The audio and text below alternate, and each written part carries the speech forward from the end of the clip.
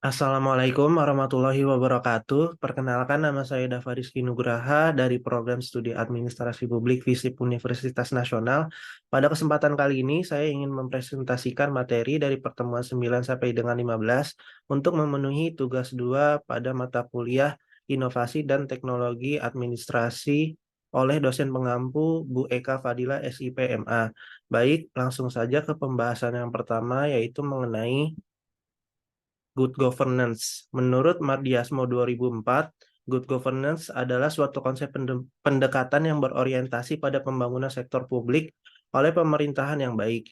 Selain itu, Bank Dunia juga mensinonimkan good governance sebagai hubungan sinergis dan konstruktif di antara negara, sektor swasta, dan masyarakat. Selain itu, Bank Dunia juga mensinonimkan good governance sebagai hubungan sinergis dan konstruktif di antara negara, sektor swasta, dan masyarakat. Selanjutnya, prinsip good governance. Eh, Menurut UNDP, dalam Sedarmayanti 2004 menyimpulkan bahwa terdapat 4 unsur atau prinsip utama yang dapat memberi gambaran administrasi publik yang berciri kepemerintahan yang baik, yaitu akuntabilitas, transparansi, partisipasi, dan aturan hukum. Kemudian permasalahan penerapan good governance di Indonesia yaitu ada 5 poin, yaitu yang pertama, integritas pelaku pemerintahan. Pelaku pemerintahan memiliki peran yang sangat penting dalam berhasil atau tidaknya good governance yang ingin diterapkan. Integritas pelaku pemerintahan yang tinggi akan bisa mencegah terjadinya penyimpangan-penyimpangan seperti korupsi, praktik suap, dan penyimpangan-penyimpangan lainnya. Yang kedua, kondisi politik dalam negeri. Politik bisa jadi membawa masalah dan menghambat dilaksanakannya good governance di sebuah negara. Good governance akan sulit terwujud dalam sebuah negara yang memegang konsep politik tidak atau kurang demokratis. Kemudian yang ketiga, kondisi ekonomi masyarakat. Krisis ekonomi di sebuah negara juga bisa menjadi permasalahan good governance di Indonesia. Banyak masalah sosial yang muncul di masyarakat akibat krisis ekonomi yang jika tidak segera diatasi bisa mengganggu kinerja pemerintahan secara keseluruhan. Yang keempat, kondisi sosial masyarakat. Berhasil atau tidaknya kebijakan pemerintahan yang diterapkan yaitu adanya masyarakat yang solid dan secara aktif berpartisipasi dalam penentuan dan pelaksanaan kebijakan sebuah negara. Yang terakhir, yang kelima, yaitu sistem hukum. Sistem hukum sudah jelas merupakan bagian yang tidak terpisahkan dari proses penyelenggaraan negara. Sistem hukum merupakan faktor yang sangat penting dalam penerapan good governance. Selanjutnya, inovasi sektor publik. Secara umum, inovasi dalam sektor publik bertujuan untuk meningkatkan efisiensi, meningkatkan transparansi, meningkatkan kualitas pelayanan, dan meningkatkan kepuasan pengguna. Selain itu juga bertujuan untuk mengatasi tantangan sosial seperti mengatasi permasalahan kesenjangan kemiskinan kesehatan, pendidikan, keamanan publik, lingkungan, dan lain sebagainya. Sektor publik yang inovatif secara signifikan dapat meningkatkan kualitas pelayanan melalui layanan baru, aspek baru, kemudahan penggunaan, akses, ketepatan waktu, dan lain sebagainya. Kemudian, jenis inovasi sektor publik. Sedangkan jenis inovasi pada sektor publik oleh Moore dan Hartley dalam De Vries, Hanna et al. 2014 dan Harley et al. 2013 menjelaskan terdapat beberapa jenis inovasi di sektor publik, antara lain yaitu inovasi proses, yang terdiri dari proses inovasi administrasi dan proses inovasi teknologi. Kemudian inovasi produk atau jasa.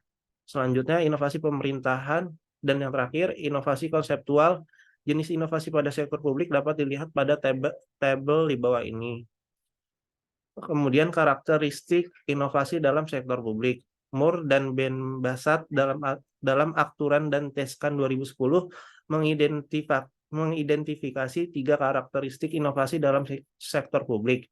3 karakteristik tersebut antara lain yaitu yang pertama, image, yaitu sejauh mana suatu inovasi dianggap untuk meningkatkan citra atau status seseorang atau lembaga dalam sistem tertentu. Yang kedua, voluntariness of use, merupakan sejauh mana penggunaan suatu inovasi dianggap sebagai aktivitas sukarela atau kehendak yang bebas. Dan yang terakhir, result demonstrability, merupakan sejauh mana hasil dari percobaan suatu inovasi yang dirasakan. Semakin besar manfaat hasil percobaan, maka semakin cepat adopsi suatu inovasi. Selanjutnya, kriteria inovasi pelayanan publik. Inovasi pelayanan publik adalah terobosan jenis pelayanan baik yang merupakan gagasan atau ide kreatif original dan atau adaptasi atau modifikasi yang memberikan manfaat bagi masyarakat baik secara langsung maupun tidak langsung. Kemudian memiliki kebaruan yaitu memperkenalkan gagasan yang unik, pendekatan yang baru dalam penyelesaian masalah atau kebijakan dan desain pelaksanaan yang unik atau modifikasi dari inovasi pelayanan publik yang telah ada untuk penyelenggaraan pelayanan publik. Selanjutnya efektif, yaitu memperlihatkan capaian yang nyata dan memberikan solusi dalam penyelesaian permasalahan. Kemudian bermanfaat menyelesaikan permasalahan yang menjadi kepentingan dan perhatian publik. Selanjutnya dapat ditransfer atau direplikasi, yaitu dapat dan atau telah dicontoh dan atau menjadi rujukan dan atau diterapkan oleh penyelenggara pelayanan publik lainnya. Kemudian berkelanjutan, yaitu mendapat jaminan terus dipertahankan yang diperlihatkan dalam bentuk dukungan program dan anggaran, tugas dan fungsi organisasi, serta hukum dan perundang-undangan. Kemudian tujuan kompetisi inovasi publik, yaitu menjaring, mendokumentasikan, mendiseminasikan, dan mempromosikan inovasi sebagai upaya percepatan peningkatan kualitas pelayanan publik. Kemudian menjadi sarana pertukaran pengalaman dan pembelajaran dalam rangka pengembangan sistem JIPP nasional. Simpul kerja sama antar lembaga yang mempunyai minat dan atau mandat dalam pengembangan inovasi.